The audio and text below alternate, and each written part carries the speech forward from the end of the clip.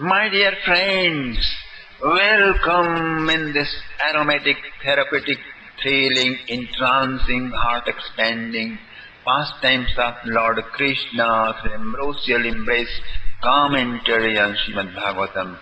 This is 10th canto, my dear friends. We are beginning. Truth works on many levels, on as many there are levels of consciousness, my dear friends. Corresponding to the levels, the truth reflects differently.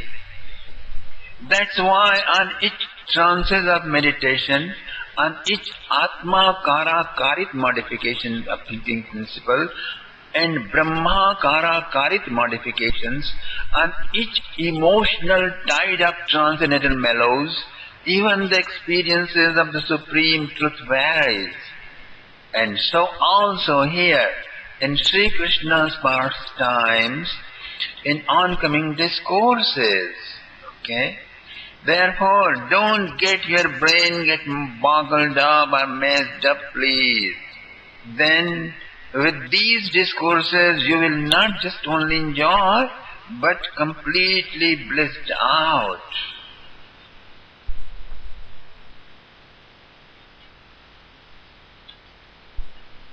Layanam Lati Leela, that which blissfully entrances us is called Leela. Pastimes means Leela. There are 4 stages of Krishna Leela. First is the flow of the beauty. Birth of Sri Krishna is the descent of this river of beauty. It fills Nanda Yashoda's home and overflows into the streets of Vrindavan. Krishna, the intensified moving beauty creates an amaze, an attraction and a magic. Yes, magic, but not to scare even, rather which magically longs to belong to all, longs to win their intimacy. So, he chooses the pastimes of stealing butter, the Makhan Chori Leela. Entering milkmaids' homes is how he enters their heart, our heart. Through excuse of gopis' homes, he enters our heart. Scooping into their butter means his love costs the costliest thing of your life. Nothing is secure. Krishna reaches everywhere, my dear friends. Second stage of Krishna's pastimes is Rupa Sakti. Now he goes to the open. His beauty spreads and illuminates in and through the forests.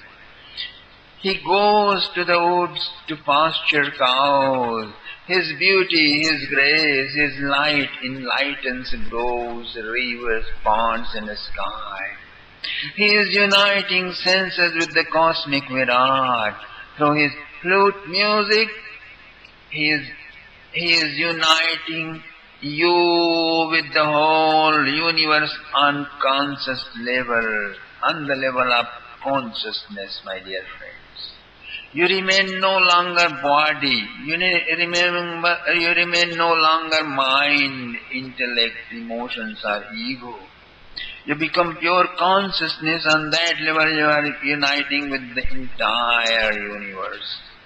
First absolute truth became Krishna, then he became Damodar, then he became Gopal, then he became Govinda. Cows return home, turning spacious.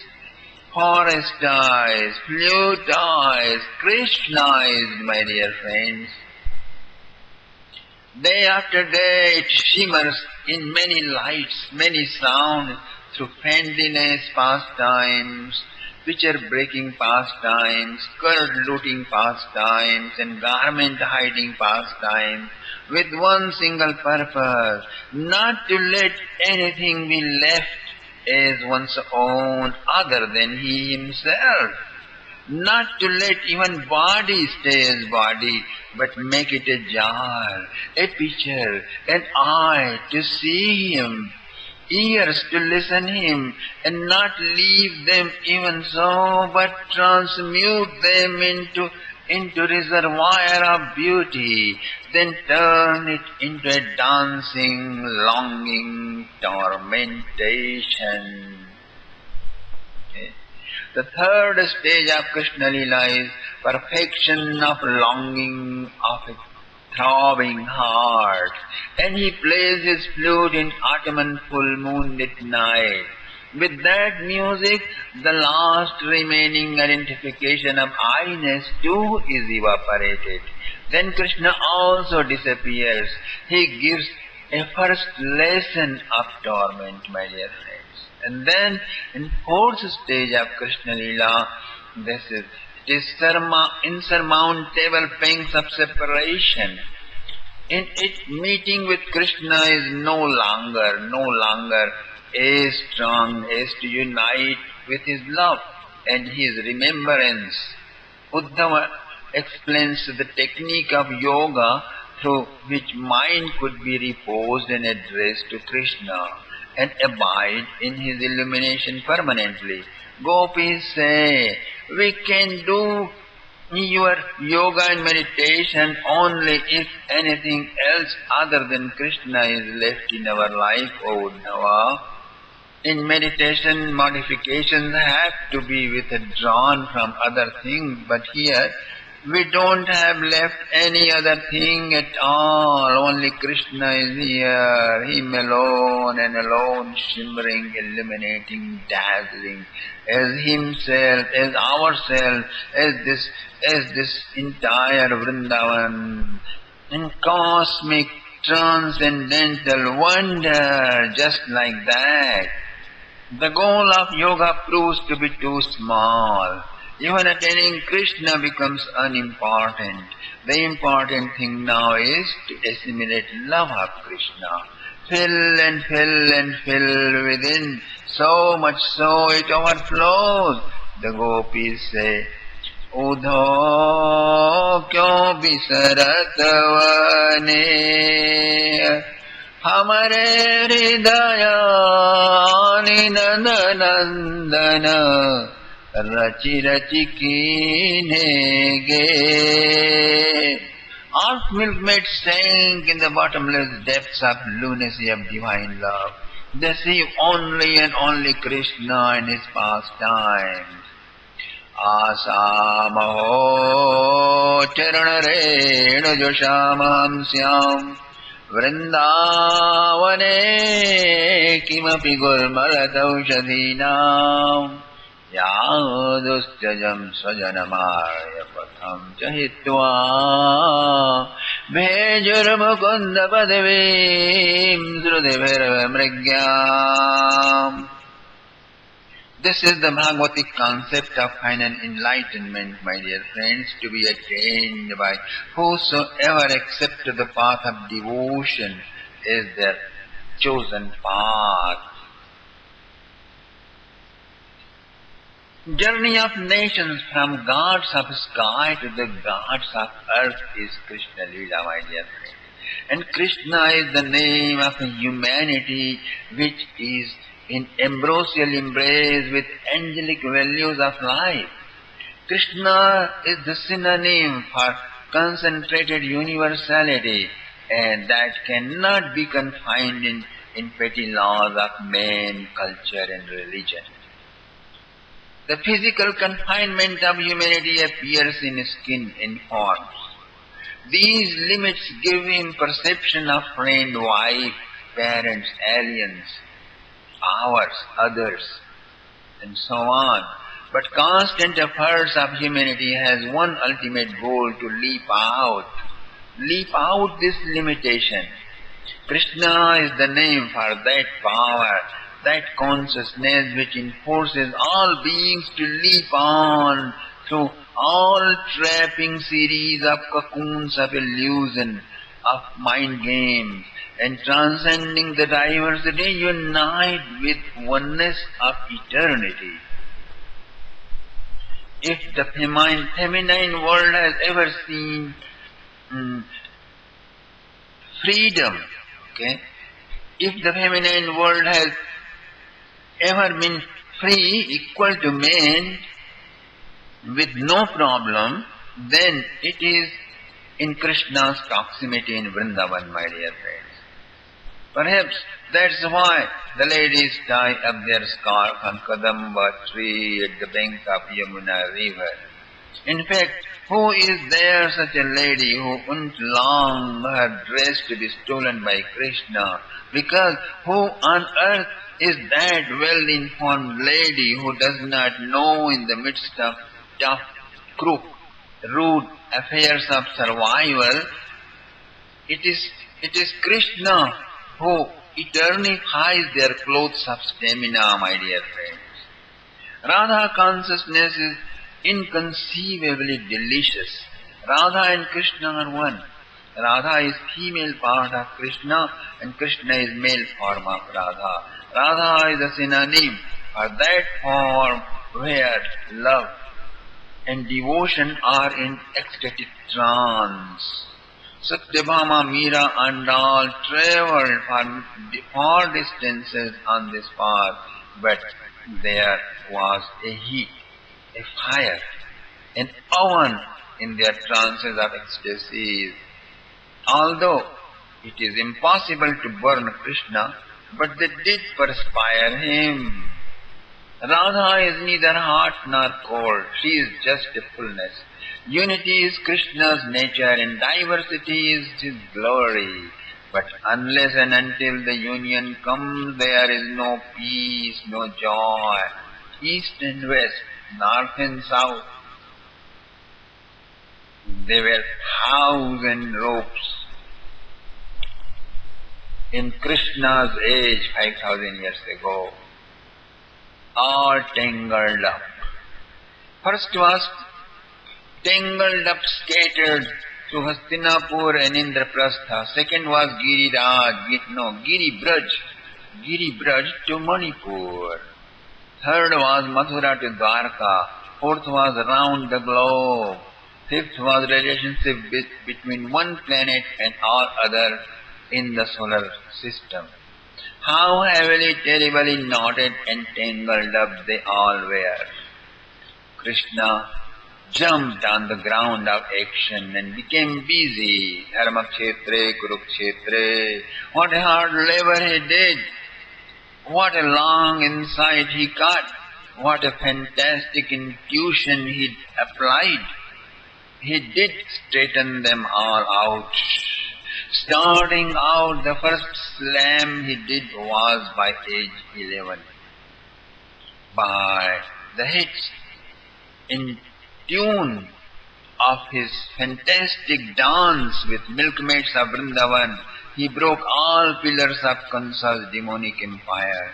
Then he comes to Mathura, and by the festive gait of terrific dance of wrestling, he dragged him off the royal throne and dashed him to death.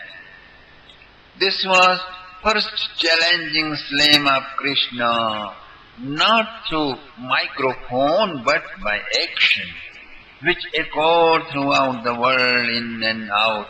In Magad it was heard loud and clear. Whom Krishna chooses, he is the emperor of the world. An unmarried Krishna's single-handed victory over 17 horrible attacks of a 10,000 horsepower man with 27,000 Spartan spirited warriors filled the heart of all virgins of the time with sweet dreams. Krishna sang a song, and he always did, as if he was awaiting an opportunity. And when he sang, philosophy became a song of romantic movie, song of romancing with fullness of life, equipped with dance and music. Philosophy became life, and life became philosophy. That is why even to this day the Westerners become confused understanding Hinduism. And that's why they have very misunderstood, misconceived form of our tradition. In the midst of an intergalactic war, he sang a song of such a humanity which draws all values of humanness by using his time, energy and intelligence intensively. Not a single iota is left. The entirety is invested in each action, yet not even a slightest smell of expectation is allowed. It is this stench, worse than skunks, more unhygienic pollutant than the smokes of New York, Los Angeles and London. For this, Krishna gives a formula of suspension of modifications of thinking principle. Kurmongani sarvashaha. Exactly like tortoise, he says. So, whatever Krishna does, he does it wholeheartedly and intensively.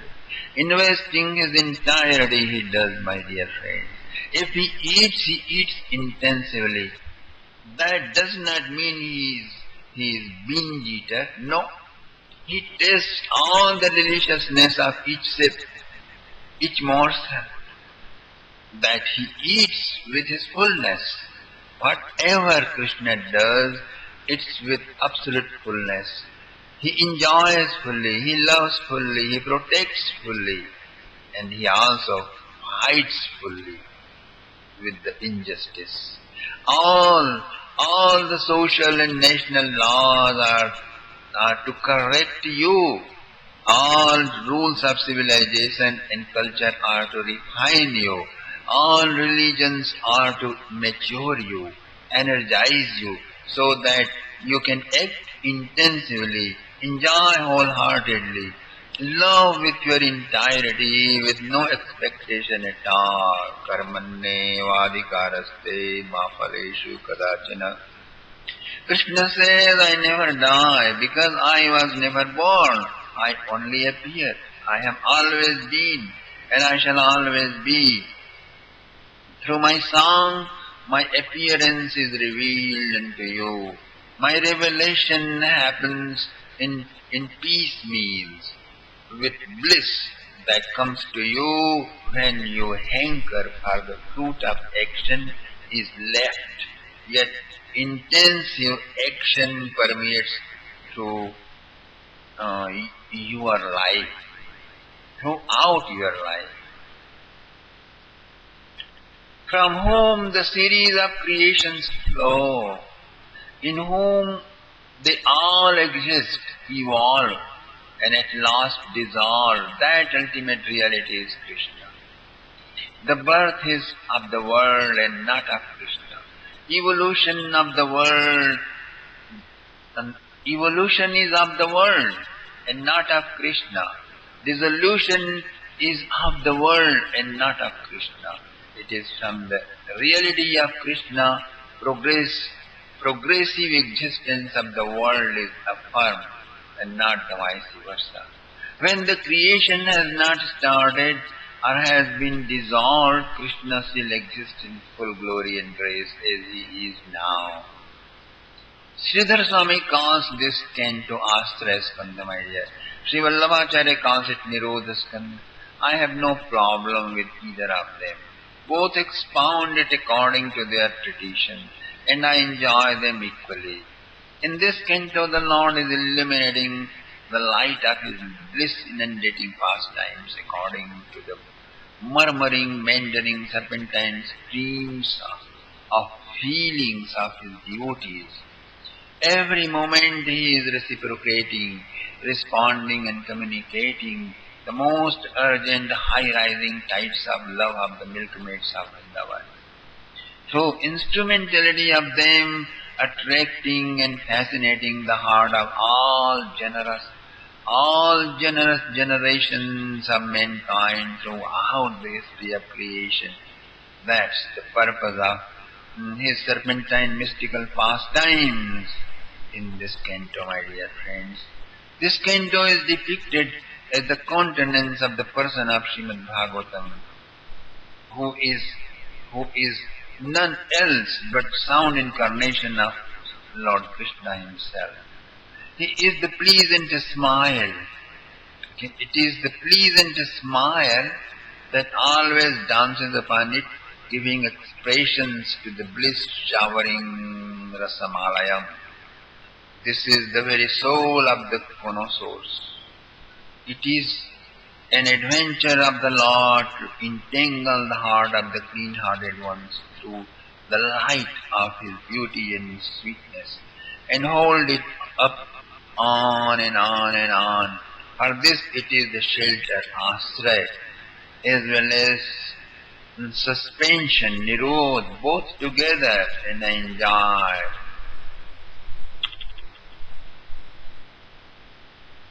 Now it is your turn to enjoy, my dear friends. Thank you very much.